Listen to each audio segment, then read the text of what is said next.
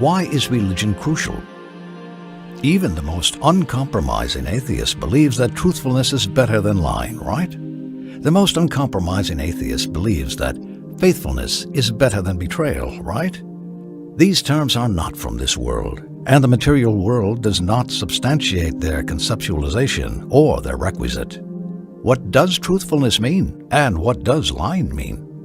If we analyze the depth of the atoms, will we be able to monitor concepts like truthfulness or lying?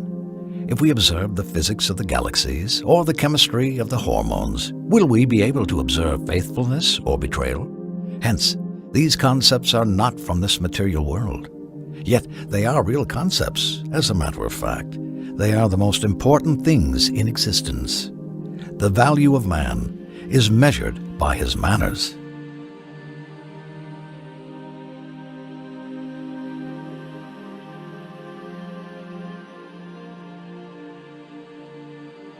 Not his material size, or the number of his atoms, or the level of energy in his cells. The value of man is recognized by how deeply he complies with the divine obligations within himself. There is a good man and an evil man, but there is no good mountain and evil mountain. There is no faithful planet and unfaithful planet. It is only man who can uphold values, purpose, and meaning. It is only man who can perceive existence.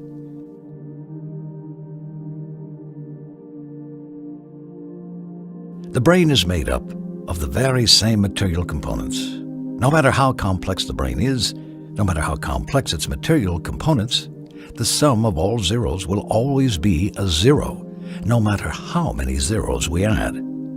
Since matter knows no good or evil, the brain as well knows no good or evil.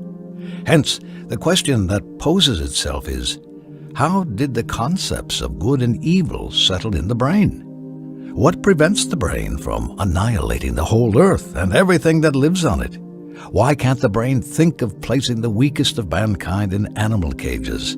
Why can't the brain get rid of all the sick and handicapped, so as to leave only the highly efficient, like the Nazi project Achtung T4? The material brain does not know if any of the above actions is good or bad, because the brain is completely indifferent when it comes to morals. Since it is made from the very same atoms of the earth, there is no connection, near or far, between morals and the brain. As for the notion that says that societies could be the origin of morality, this idea is so strange because morals are subjective and they concern man as a man, not the society as a society. If any of this was true, and morals have originated from the society, the Nazis would have been right in disposing of all others, since this is what the society would want. Hence, morals are separate from the society, and both the good and the bad societies know what righteousness is and what evildoing is. Consequently, morals are far beyond the brain and the society.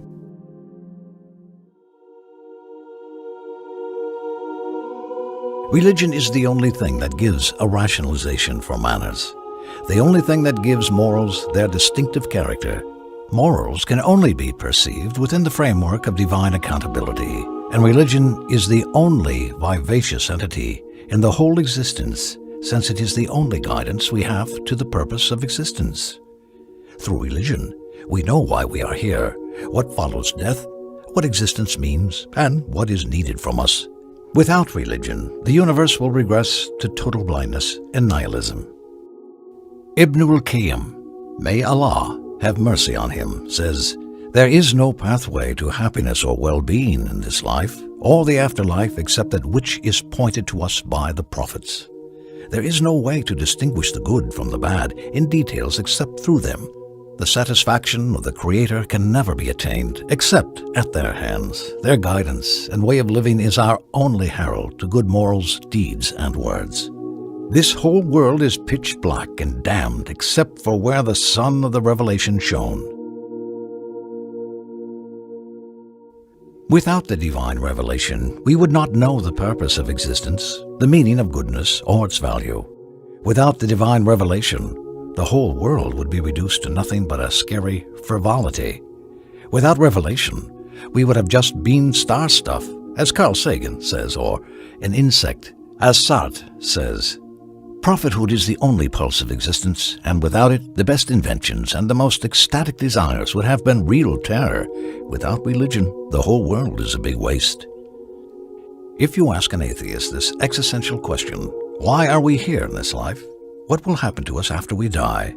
He will either resort to sophicity or he will stay silent. Hence, religion is a natural requirement when it comes to perceiving moral values or realizing the meaning of existence or answering the existential question of who created this whole existence? Who created man? What is the purpose from our existence and the wisdom from actions or beings?